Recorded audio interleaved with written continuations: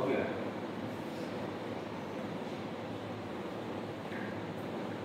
Good afternoon, all students. BSc third year, second semester. Rainfed agriculture में आज आपका topic है contingent crop planning for aberrant weather condition. इस condition में आप देखते हैं कि जब ड्राई लैंड एरिया में जब कभी आप देखते हैं कि मौसम विपरीत होता है, उस कंडीशन में वहां पे क्रॉप कल्टीवेशन के लिए हमें ऐसे मौसम में किस तरीके से क्रॉप का कल्टीवेशन करना चाहिए और उसमें जो क्रॉप पे इफेक्ट होता है तो उसको हम मिड सीजन में, जो जैसे रबी का सीजन में हमने सोइंग कर दिया, तो कुछ ऐसी कंडीशन जो होती है कि मौसम आपका रेनफॉल अच्छी नहीं हुई है, तो उस कंडीशन में वहां पे मॉइस्चर स्ट्रेस की कंडीशन यानी नमी प्रतिशत फील्ड में कम होती है। तो ऐसे कंडीशन में हमें जब क्रॉप फेल्योर होगी तो ऐसे समय में मिड टर्म करेक्शन यानी उस समय जो टाइम शेष बचा है, कौन सा वर्क कर सकते हैं, कौन से उसमें क्रॉप को ले सकते हैं, कौन से प्रैक्टिस उसमें कर सकते हैं, इससे रिलेटेड आपका एवरेंट वेदर कंडीशंस में एग्रीकल्चर वर्क किया जा सकता है, जिसके लिए वहां पे टेक्निकल कंडीशन में जब क्रॉप प्रोडक्शन के लिए प्लान बनाना चाहिए, उसमें एवरेंट वेदर कंडीशन जैसे आपका moisture stress, drought condition and excess moisture. कभी कभी ये होता है कि उस फील्ड में एक्सेस मॉइस्चर हो जाते हैं, यानी आवश्यकता से अधिक फील्ड में नमी हो गई, तो उस कंडीशन में हमें क्या करना चाहिए। इसी टॉपिक पे आज आपका जो डिस्कस हम करेंगे कि एवरेंट वेदर कंडीशन में crop production dry land area में किस तरीके से करना चाहिए, जिसमें आप उसकी डेफिनेशन कॉन्सेप्ट नोट कर लेना। Effect of aberrant weather condition on crop rainfall behavior in dry farming area is erratic and uncertain. The deviation in rainfall behavior commonly meet within dry area include delayed onset, early withdrawal and intermediate dry spell during rainy season. The adverse effect of this rainfall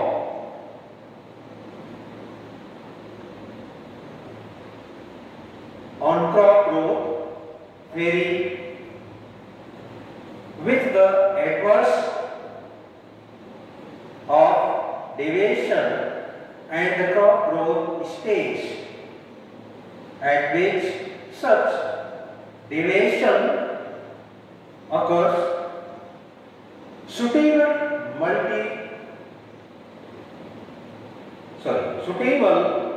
manipulation in crop management practice. Effect of abnormal rainfall behavior. This management discussion constitute contingency following such management practice done affect crop establishment, and in the middle of crop growth are called mid-season or mid-term correction। कहने का मतलब जब rainfall, abrasion condition और उस पे crop पे effect क्या होता है उसका, और मिड टर्म करेक्शन किस तरीके से वहां पे हम कर सकते हैं। जैसे आप देखते हैं कि कभी कभी मानसून का देर से आना, यानी जो टाइमली रेनफॉल होनी चाहिए वो नहीं होती है, मानसून देर से आता है, तो ऐसी कंडीशन वहां पे ये प्रॉब्लम क्रिएट होती है। और मानसून का समय से पहले चला जाना, जब कभी आप देखते हैं कि जो आपका नियर अबाउट मंथ ऑफ सितंबर तक मानसून होना चाहिए, जो ऐसे कंडीशन में आप देखते हैं कि अगस्त में ही मानसून वापस चला गया, तो उस कंडीशन में देखते हैं वहां पे ड्रॉट की कंडीशन क्रिएट होती है। तो उस समय हमें अगर क्रॉप लिए हैं फील्ड में, तो वाटर के लिए यानी इरिगेशन पर्पस से हमें किस तरीके से वहां पे स्ट्रेटजी बनानी है, तो उसके बारे में। नेक्स्ट, कभी क्रॉप जब ड्रॉट की कंडीशन आती है, मान लो वहां पे फ्लावरिंग स्टेज में है, फ्लावरिंग स्टेज में है, तो उसके बाद हमें प्रोडक्शन उसका लेना है, तो किस तरीके से हम वहां पे मैनेजमेंट कर सकते हैं, प्रैक्टिस कर सकते हैं। एंड कभी कभी आप देखते हैं कि जब रेनफॉल होनी चाहिए तब नहीं होती है, और जब रेनफॉल नहीं होनी चाहिए उस समय रेनफॉल होती है, जो आप देखते हैं कि एटमॉस्फेयर में साइक्लोन के इफेक्ट से ऐसे कंडीशन वहां पे बनती है, जो कि साइक्लोनिक रेनफॉल वहां पे होती है। तो ऐसे कंडीशन में हम वहां पे किस तरीके से हम मैनेजमेंट करें ताकि हमारे क्रॉप का प्रोडक्शन, उत्पादन अच्छे तरीके से मिल सके। जो इसमें टेबल में आप देख रहे हैं, rainfall, abrasion, next effect on crops, उसका इफेक्ट क्रॉप्स पे क्या हो रहा है, और उसको हम मेंटेन करने के लिए, उसको मैनेजमेंट प्रैक्टिस करने के लिए मिड टर्म करेक्शन, यानी उस समय में जब क्रॉप हमारी कुछ स्टेज तक, यानी जब फ्लावरिंग या टेलरिंग स्टेज, ऐसी कंडीशन में जब पहुंच गई है, तो उस समय हमें मिड टर्म करेक्शन क्या करना चाहिए। सपोज जो फर्स्ट आपका है delay on set, delay in on set of rainfall. जब मौसम वहां पे जो देखते हैं कि रेनफॉल अगर आपकी अच्छी नहीं हुई, मौसम डिले हो गया, उस कंडीशन में जो देखते हैं क्रॉप पे इफेक्ट क्या होता है, लेंथ ऑफ क्रॉपिंग सीजन और cropping duration is reduced, crop sowing is delay. यानी जब समय पे मौसम नहीं होता है, नहीं रेनफॉल होती है, उस कंडीशन पे आप देखते हैं जिस क्रॉप की हमें उस सीजन पे सोइंग करनी है वो डिले हो जाती है, उसकी जो सोइंग टाइम डिले हो जाती है। ऐसे कंडीशन में हमें मिड टर्म करेक्शन क्या करना चाहिए, alternate crops of short duration to be sown. ऐसे कंडीशन में हमें वहां पे अल्टरनेट कोई ऐसी क्रॉप को वहां पे हमें लेना चाहिए जो कम समय में, शॉर्ट ड्यूरेशन में हमें वहां पे प्रोडक्शन दे सके। जैसे आप जो देखते हैं कि जब वीट की सोइंग करते हैं, गेहूं की बुआई करते हैं, और वहां पे ऐसी कंडीशन अगर क्रिएट होती है, तो कुछ ऐसे शॉर्ट ड्यूरेशन जैसे मस्टर्ड है उसको ले सकते हैं, या लेंटिल है उसको ले सकते हैं, या खरीफ सीजन में आप देखते हैं कि ब्लैक ग्राम आपके 2 मंथ 60 डेज 70 डेज की क्रॉप है, मेज 75 डेज की क्रॉप है। तो ऐसी कंडीशन में हमें अल्टरनेट क्रॉप्स के रूप में शॉर्ट ड्यूरेशन की क्रॉप का सिलेक्शन करना चाहिए। एंड नेक्स्ट,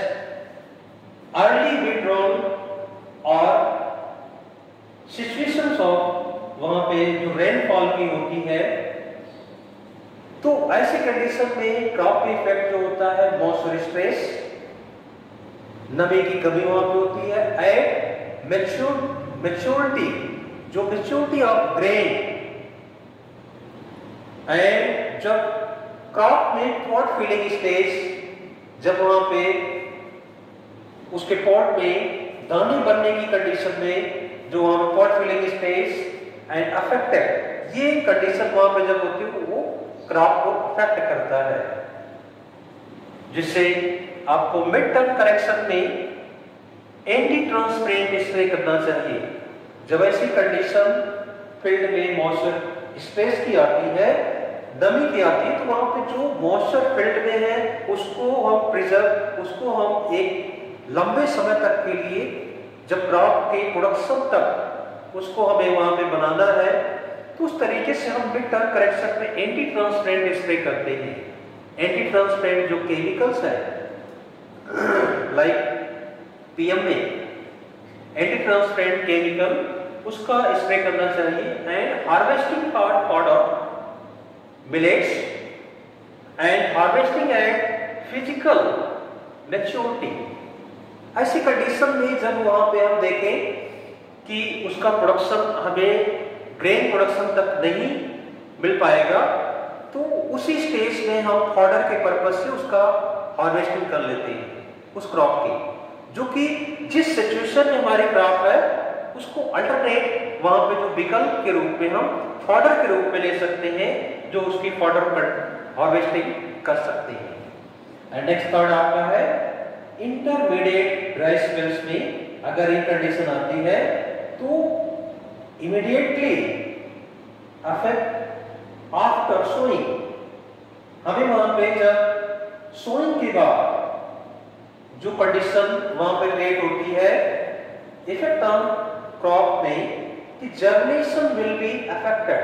अगर मॉइस्चर की कमी वहां पे है तो क्रॉप की जो सीड की सोइंग किए हैं वहां जर्मिनेशन अच्छा नहीं होगा। And plant population will be reduce, उस एरिया का जो प्लांट पॉपुलेशन है वो रिड्यूस हो जाएगा। जैसे सपोज दैट 1 हेक्टेयर में मान लीजिए वहां पे 10,000 प्लांट पॉपुलेशन अगर है, तो उस कंडीशन में जब जर्मिनेशन नहीं होगा तो वहां पे नियर अबाउट 50% से भी अगर कम है प्लांट पॉपुलेशन, तो उसके कारण वहां पे देखते हैं कि क्रॉप पे ये इफेक्ट होगा कि उसमें हम जो प्रोडक्शन भी लेंगे तो एक अच्छा उत्पादन वहां पे नहीं मिल सकता। तो उस कंडीशन में हमें मिड टर्म करेक्शन में क्या करना चाहिए? Gap filling. अगर वहां पे जर्मिनेशन 70% हुआ है, 30% नहीं हुआ है, या 60% जर्मिनेशन हुआ है, 40% वो एरिया में जर्मिनेशन नहीं हुआ है, उस कंडीशन में जहां पे प्लांट डैमेज हो गए हैं, जो उसकी सीडलिंग नहीं निकली है, तो वहां पे हमें गैप फिलिंग करना चाहिए। मींस फिर से वहां पे हमें सीड की सोइंग करनी चाहिए, गैप फिलिंग कर दें। And if stand reduction is less than 20%, अगर वहां पे प्लांट पॉपुलेशन 20% रिडक्ट हुए हैं तो ऐसी कंडीशन में वहां पे गैप फिलिंग करनी चाहिए। एंड अगर आपका 60% से बिलो यानी 50% भी है तो ऐसे एरिया में हमें रीसोइंग करनी चाहिए, गैप फिलिंग नहीं करना चाहिए, फिर रीसोइंग करना चाहिए, फिर से उसमें हम सोइंग कर दें। And next at vegetative phase, अगर वेजिटेटिव फेज में वहां पे मॉइस्चर की कमी है, मॉइस्चर स्ट्रेस, तो ऐसी कंडीशन में जो देखते हैं कि प्लांट पे इफेक्ट होता है, affect stem elongation, leaf area index and branching and tillering. ऐसी कंडीशन में आप देखते हैं कि वहां पे जो effect stem elongation and leaf area, उसकी जो लीफ अच्छे तरीके से डेवलप नहीं होगी, एंड ब्रांचिंग उसमें कम होगी, एंड टिलर्स जो है वो अच्छे तरीके से वहां पे ग्रोथ नहीं करेंगे, जिससे कि नंबर ऑफ टिलर्स वहां पे ज्यादा प्लांट में नहीं होंगे। ये इफेक्ट क्रॉप पे होती है उस कंडीशन में कि एक वेजिटेटिव फेज, उसके हम मिड टर्म करेक्शन किस तरीके से कर सकते हैं, मल्चिंग। उस एरिया में हमें मल्चिंग करनी चाहिए, यानी जो फील्ड में हमारे जो मॉइस्चर कंजर्व हो सके, जिससे कि क्रॉप की जो आगे की स्टेज यानी अच्छे तरीके से वहां पे कंप्लीट हो सके। एंड एंटी ट्रांसपेरेंट स्प्रे, उस फील्ड में एंटी ट्रांसपेरेंट स्प्रे भी करना चाहिए, जिससे ये mulching and anti transparent spray इसलिए करते हैं कि वहां पे फील्ड में हम उस एरिया में जहां पे ये कंडीशन क्रिएट हो रही है तो मॉइस्चर कंजर्वेशन प्रैक्टिस जरूरी है। मॉइस्चर कंजर्वेशन प्रैक्टिस में मल्चिंग, एंटी ट्रांसपेरेंट केमिकल्स का स्प्रे करना एंड पोटेशियम क्लोराइड। और वहां पे अगर आप देखते हैं कि उस फील्ड में नमी की प्रतिशत मात्रा बहुत ज्यादा रिड्यूस हो रही है, तो प्लांट पॉपुलेशन को कम करना चाहिए। प्लांट पॉपुलेशन को कम करने के लिए वहां पे हम थिनिंग की प्रोसेस को करते हैं। थिनिंग का मतलब होता है कि हम कुछ ऐसे प्लांट जो अफेक्टेड हो गए हैं उससे, उसको हम वहां पे हैंडफुले उखाड़ करके फील्ड से बाहर कर दें। और थिनिंग एक जो टाइमली करते हैं वहां पे हम इसलिए करते हैं कि according distance plant to plant and row to row space maintain करने के लिए। बट यहाँ पे जो एब्रेंट वेदर कंडीशन है कि क्रॉप वहां पे फेल्योर की कंडीशन में आ रही है कि वहां पे stem, elongation, leaf area index and branching and tillering कम वहां पे हो रही है, तो ऐसी कंडीशन में प्लांट में इफेक्ट ना हो तो वहां पे थिनिंग करना चाहिए। कितना? 33 to 50%, यानी 33 से 50% प्लांट को उस फील्ड से उखाड़ के बाहर कर देना चाहिए। ऐसे कंडीशन में कि जब पूरे प्लांट जितने वहां पे आपने सोइंग किया है उसके लिए मॉइस्चर अवेलेबल नहीं होगा तो प्रोडक्शन किसी का नहीं मिलेगा। इसलिए वहां पे 50% प्लांट को हम थिनिंग कर दें वहां पे, जिससे कि कुछ एवरेज जो प्लांट वहां पे उसका प्रोडक्शन मिल सके। एंड नेक्स्ट एट फ्लावरिंग, जब फ्लावरिंग फेज में आपके प्लांट हैं तो उस कंडीशन में जब मॉइस्चर स्ट्रेस की कंडीशन ड्राई रीजन में है तो वहां पे आप देखते हैं क्रॉप इफेक्ट होता है कि affects anthesis and pollination, grain oblique pod number is reduced. ऐसे कंडीशन में जो देखते हैं अफेक्ट होता है कि पॉलिनेशन की प्रोसेस उसमें अच्छे तरीके से नहीं हो पाते हैं। जब पॉलिनेशन नहीं हो पाएगा तो फिर आगे की जो उनकी स्टेजेस है वो अच्छे तरीके से नहीं, फ्लावर में अच्छे तरीके से जो है वो ग्रेन नहीं हो पाएगा और उस कंडीशन में जो फ्रूटिंग स्टेज अफेक्टेड होगी।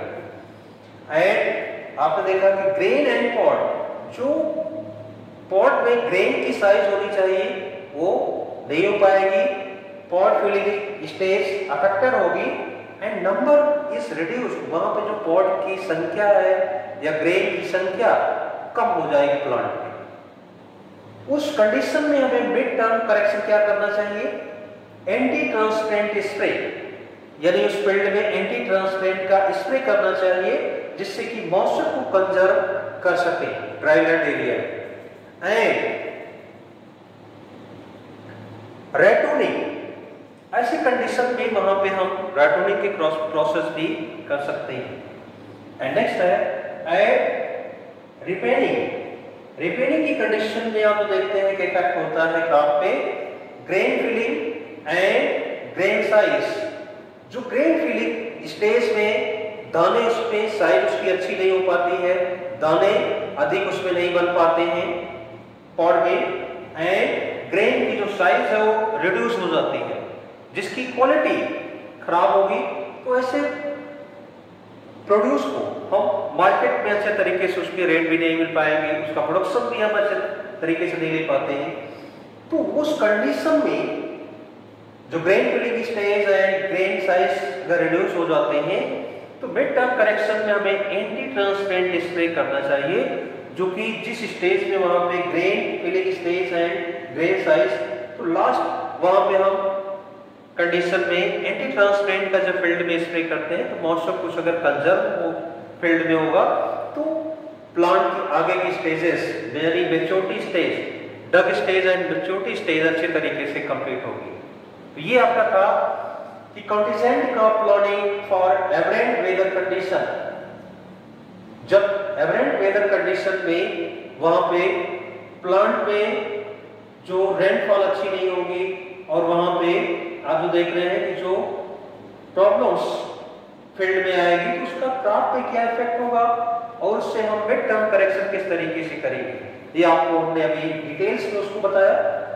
तो ये आपके एग्जामिनेशन पर्पस के लिए और ये आप इन फ्यूचर जो कॉम्पिटिटिव एग्जाम इसके लिए भी आपके बेटर होंगे।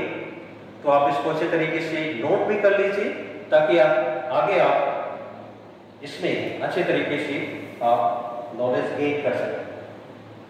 तो आज इतना ही।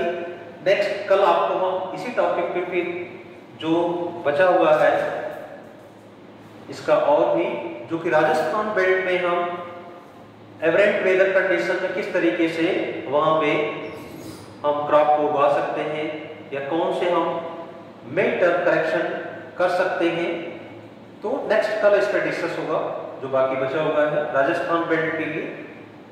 तो आज इतना ही। और इससे रिलेटेड जो आपको कोई अगर प्रॉब्लम है तो हमारे व्हाट्सएप नंबर इवनिंग 5 to 7 आप कांटेक्ट कर सकते हैं। That's all, thank you.